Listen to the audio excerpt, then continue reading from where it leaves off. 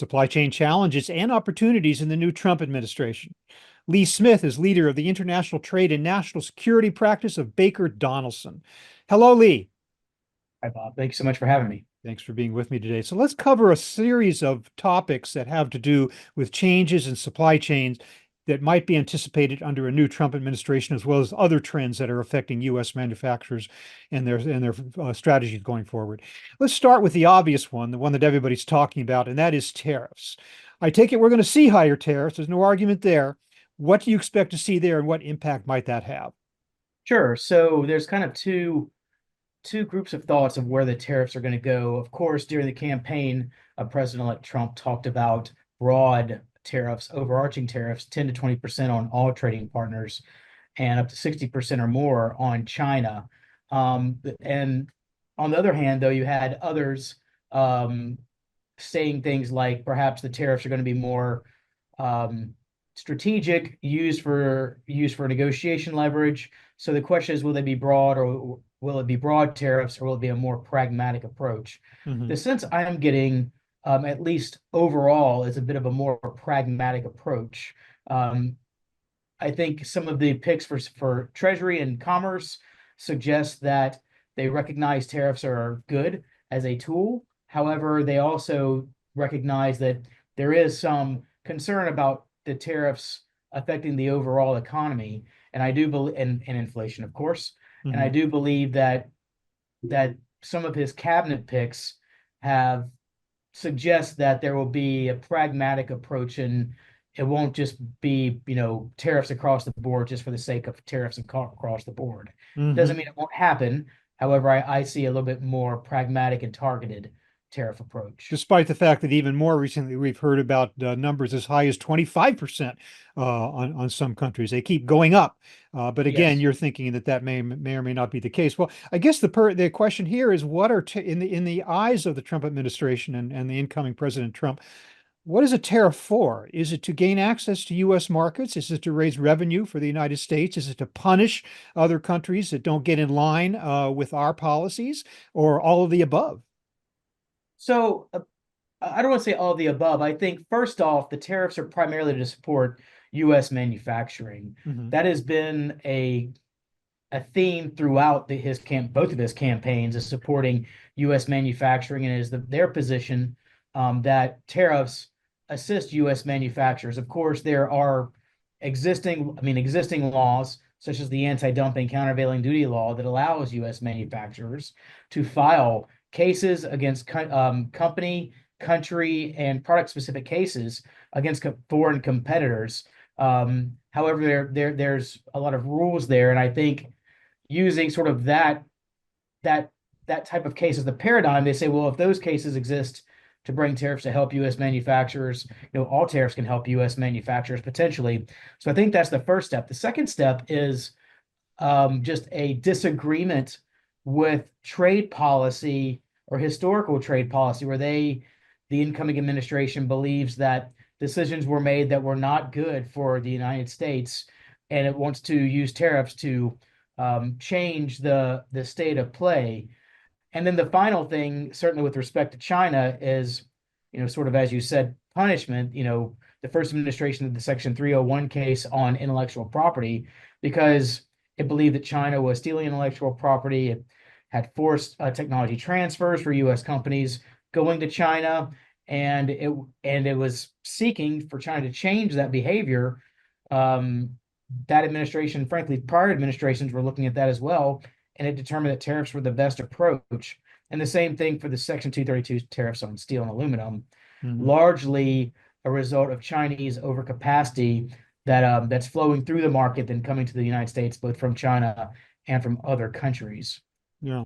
Well, if history is any indication, as well as recent statements by some of our trading partners, it would seem that retaliation against U.S. tariffs is almost inevitable.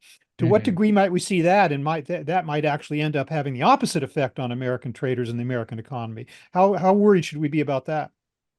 Frankly, I think there should be quite a bit of worry with respect to China, certainly for supply chains, largely because most don't think China has, at least in the first Trump administration, China did not retaliate as strongly as it potentially could. For example, export restraints were not used as very much by China during the first Trump administration. It was more of a tariff to tariff retaliation. Mhm. But the recent export control, semiconductor export controls that the Biden administration put into place resulted in export restraints on certain key raw materials for the production of semiconductors. And of course, those raw materials are largely supplied by China to the tune of 80% of the market is being supplied by China. So it does have a real effect. And you see China using its new anti-sanction slash export control laws itself as a way to implement policy or to retaliate. So there's concern that China could go much further beyond tariffs to disrupt U.S. companies, U.S. and Western companies' supply chains through export restraints, or Mhm. essentially, yes. Yeah, we've certainly seen China do that on a small scale in the past with some trading partners against Japan, against Yes. Australia, temporarily blocking access to critical raw materials like minerals and things like that.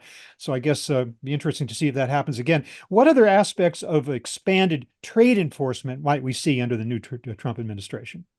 Sure. So the first thing that sort of that rings true to me is, Marco, they say, as they say in Washington, personnel is policy, and Marco Rubio was chosen for Secretary of State.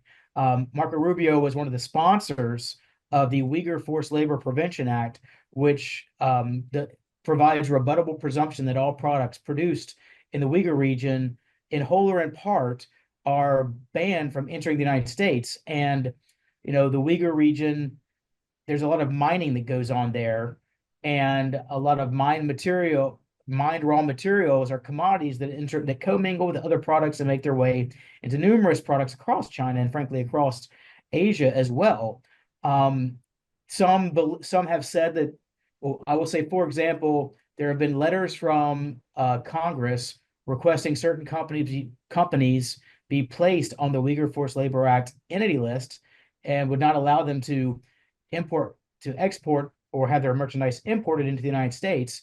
Marco Rubio and others were signatories to such letters, and I expect him taking his position at the State Department is going to ensure that its sister agency, Department of Homeland Security, does take stronger enforcement action Mhm. on with respect to the Uyghur Forced Labor Prevention Act. I Mm. also suspect that the enforcement of Section 301 duties, 232 duties, and anti-dumping countervailing duties by CBP will increase.